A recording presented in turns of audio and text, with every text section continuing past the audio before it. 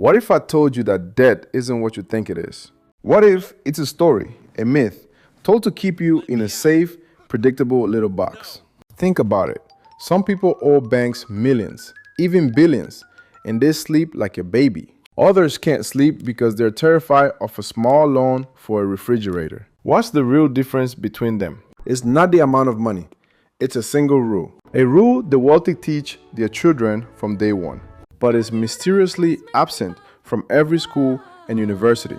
You were taught to fear debt, to see it as a moral failing. Meanwhile, the people you were taught to admire were using it. They used it as the #1 tool to build fortunes you can't even imagine. My name is Austin, and today I'm drawing a line in the sand. The line that separates a debt trap from true financial freedom. Watch this until the end, and you'll learn how to turn debt from your biggest fear into your most powerful wealth-building weapon. Let's picture an ordinary person. We'll call him Mark. Mark is a good guy. He works hard, pays his taxes, tries to save a little.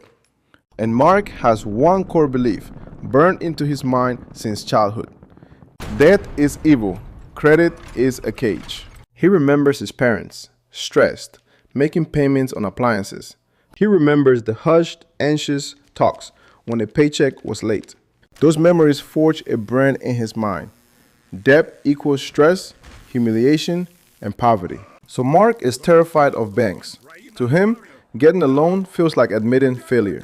He saves for years for a used car, denying himself everything. He could have bought it on credit and made his life easier today.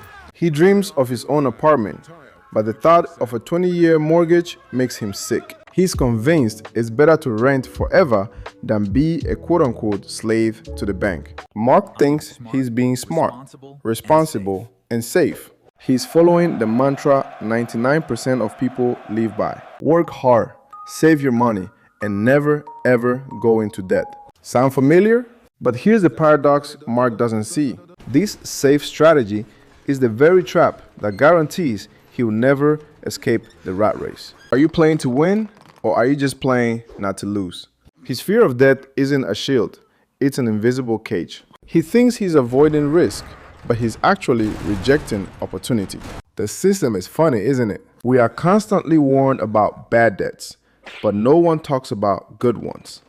And while Mark is afraid, others who know the rules of the game are using that exact same tool to buy assets, build businesses, and create freedom. Maybe the advice to avoid all debt is just the best way to keep most people stuck. I've been in the financial markets for over 7 years. I've made expensive mistakes, but I learned to tell the difference between mistakes that sink you and mistakes that make you stronger. Here's the most important lesson I've ever learned. Most people fail because they lump all debt into one single category. They hear the word debt and they picture chains. That's like saying all fire is bad, forgetting it can heat your home and cook your food. Debt is a tool. It can build or it can destroy. It all depends on whose hands it's in. There are two completely different worlds of debt. Until you see the massive gap between them, you are doomed to struggle. The first world is bad debt. This is debt for liabilities. What's a liability? Anything that takes money out of your pocket. It's debt you take on for consumption. Think about it. A new iPhone on an installment plan. The second you walk out of the store, it loses 20% of its value. But you pay the full price plus interest for the next 2 years. An expensive car on credit is the classic example. On top of the loan, you're paying for insurance, maintenance, gas. A new car is a giant money vacuum, and its value drops with every mile. A vacation on credit. You get 2 weeks of fun for 2 years of payments. You're literally paying for the past with your future. Bad debt is an attempt to look richer than you are. It's chasing instant gratification by sacrificing your future freedom. This is the debt our friend Mark is right to be afraid of. It truly leads to a financial pit. But then there's the second world, the one where the wealthy operate. The world of good debt. This is debt for assets. And what's an asset? Simple. Anything that puts money into your pocket. And this changes the entire universe. Here, debt is not an expense, it's an investment. You're told to pay for your future. Good debt has your future pay you. Imagine taking a loan, not for a new car, but for a small garage in a busy area to rent out. Every month, the rent doesn't just cover your loan payment, it leaves you a small profit. Imagine you take a loan, not for a vacation, but to buy inventory for your online store.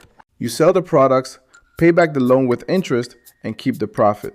Imagine getting a mortgage for a small studio apartment. Your mortgage payment is $1,500 a month, but you rent it out for $2,000. Every single month, $500 of pure passive income lands in your account. Feel the difference. One loan drains your money, the other brings you more. One makes you poorer, the other richer. This is the secret that's been hiding in plain sight. The rich aren't afraid of debt. They are terrified of bad debt, and they actively use good debt to buy cash flowing assets. They realize you don't need to use your own money to become truly wealthy. So how do we make this real? It's not enough to know the theory. You need to understand the mechanics, the math. This is the financial leverage playbook. Let's use a real example. No complex jargon. Imagine you want to buy a small studio to rent out for $250,000. You've saved up $50,000. Scenario 1. Max path, no debt. You decide to save the other $200,000. Even if you save $1,500 a month, a heroic effort, it will take you over 11 years. And in those 11 years, that apartment will likely get more expensive. You're always chasing. Scenario 2. The investor's path, good debt. You use your $50,000 as a 20% down payment. You get a mortgage for the other $200,000. Let's say at 6% interest for 30 years. Now let's do the math. These numbers are just an example. Your monthly mortgage payment will be around $1,200. You find a tenant and rent the studio out for, say, $1,700 a month. Now for the beautiful part. Net cash flow equals rental income minus mortgage payment. $1,700 minus $1,200 equals $500 per month. Stop. Do you see what just happened? The bank's money is now making you money. Your $1 just hired $4 other dollars to work for you. Of course, you have taxes, insurance, and maintenance. So the real profit is a bit less. But even so, every month, money appears in your pocket, passively. The magic isn't just a few $100s. The magic is this. 1. You're earning income using $200,000 of someone else's money. 2. You own a $250,000 asset, but you only paid $50,000 for it. Your tenant is buying the asset for you. 3. Inflation becomes your best friend. Your debt is fixed, but rent and the property's value will likely rise. In scenario 1, you spend 11 years sacrificing. In scenario 2, you almost immediately start earning passive income and own a major asset. Once you grasp this, your brain fundamentally changes. You start to understand that your personal resources, time and money, are finite. Growing with only your own cash is the slowest path possible. The most accessible lever for building real wealth is other people's money. And look, the ultimate goal isn't just about saving better. For most, the path to freedom isn't cutting lattes. It's about massively increasing your income so you have more capital to invest. I spent years in the markets learning how to generate income streams that dwarf a regular salary. I share the specific strategies, the how-to, in my private Telegram channel. It's for people ready to build real wealth. You can find it at Austin on Fin. Now, back to the playbook. How do you get the bank on your side? When you ask for a loan on an asset, you're not a beggar, you're a partner with a business plan. Prepare a simple, powerful proposal. First, the asset analysis. Forget I like the neighborhood. You need cold, hard data. What is the rental market like? How quickly do similar places rent out? What's the infrastructure? Is it near transit, shops, parks? This drives demand. Second, the profit calculation, ROI. Calculate the return on your invested capital. In our example, a $500 monthly cash flow is $6,000 a year. You invested $50,000 of your own cash. Your cash on cash return is 12%. $6,000 divided by $50,000. Compare that to a savings account that barely beats inflation. The logic is undeniable. Third, the bank meeting. You do not say, please give me a mortgage. You say, I have found an investment property with a projected 12% cash-on-cash return. Here are my calculations. The rental income covers the mortgage and expenses. This asset pays for itself. I have stable income, a good credit history, and I am offering you the chance to finance this deal. This completely changes the conversation. You have proven you understand and have calculated the risk. The bank wants clients like you. Right now, your brain is probably screaming, but what if? This is good. This is the alarm bell. But investors do not ignore the alarm. They have a pre-written response for every single warning. But what if the tenants leave and I have no income? That's why you have a safety fund. Before you start, you must have 3 to 6 months of mortgage payments saved in a separate account. If the apartment is empty for a month, you do not panic. You pay the mortgage from your fund and find a new tenant. But what if real estate prices crash?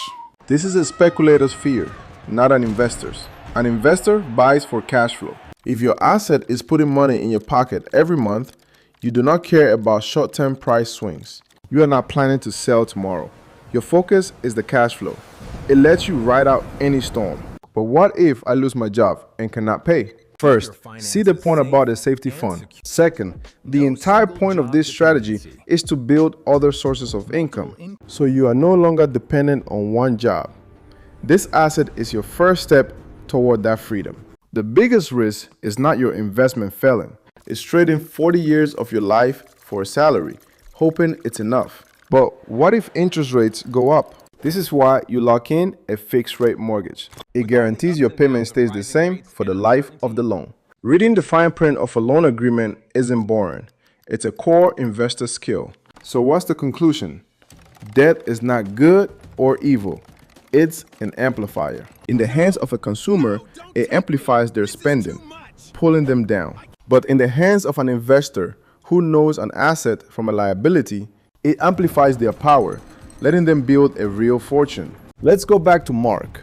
Picture him in 20 years. One version of Mark, who feared debt his whole life, is still at a job he does not love. He probably owes no one, but secretly feels like life has passed him by. He is safe, but he is not free. Now picture the other Mark, the one who 20 years ago took a calculated risk. He learned the rules and bought that first small rental property. Over the years, his tenants paid off his mortgage. That cash flow allowed him to buy a second property, then a third. Today, this Mark owns assets that cover all his family expenses. He can choose to work or not to work. He is free. In 20 years, will you own your time or will a job still own it for you? This is not something they teach you in school. Schools are designed to create good employees, not savvy investors. If you're ready to start your journey and make money work for you, like this video and subscribe to the channel so more people see this message. But real change requires more than one video. It requires changing the information you consume daily. For practical steps and strategies on building real, life-changing income, not just saving, join my free Telegram community. It is at Austin on Fin. The most dangerous financial plan is having no plan at all. See you next time.